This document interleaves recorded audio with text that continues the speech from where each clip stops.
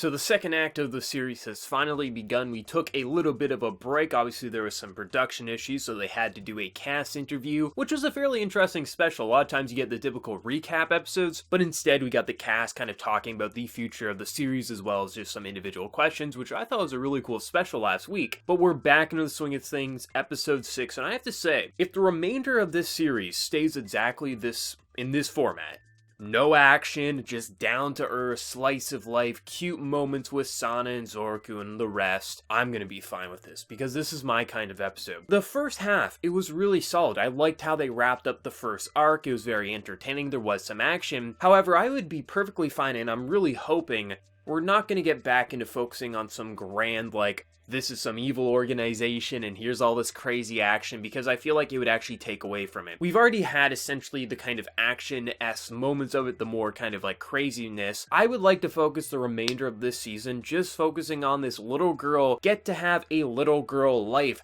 Have a normal life, no longer be a test subject, no longer be a freak of nature in the eyes of this organization. Instead, let's just focus on something of just this grandfather raising his granddaughter kind of a situation. Literally, she's been adopted into Zouroku's family, which is the most sweet thing ever, and it's very funny when she's kind of dancing around with Zouroku's granddaughter. She's like, are we married now? Because she doesn't understand the concept of marriage. This episode overall, it kind of gave me a Sweetness and Lightning vibe in the sense that there's an episode of Sweetness and Lightning when the father is sick and the little girl is trying to get medicine, so she wanders to town to try to figure out, or she tries to find one of the other characters so she can get medicine, and it just gave me this very similar vibe when Sana was literally leaving to find Zouroku. It wasn't exactly the same, but it definitely gave me that vibe that Sweetness and Lightning gave, and I absolutely loved it for that. They didn't go overly dramatic with anything. Even with her getting lost, it was concluded in a very natural way. She gets a little bit of discipline, but nothing too crazy. And I really hope that the remainder of this season will actually just do things like this. Watch her grow up in a normal home and get to have a normal life. Even just some of the kind of recurring elements that they brought back up, like the whole pig situation, that we do get the confirmation that that pig is in a normal home now, just not in Zouroku's home. And he even gets her a little stuffed animal pig so she can grab her light and reach it because she has troubles with that. And just the overall caringness of Zouroku as a character, and how he's not just being a hard ass to her for the sake of it. He doesn't want her to just misuse her abilities, not just because he doesn't trust in the abilities, but because it exhausts her and it actually hurts her, so he wants her to be careful. There's this very careful level of family bonds and just overall what they're handling with it. It feels very believable.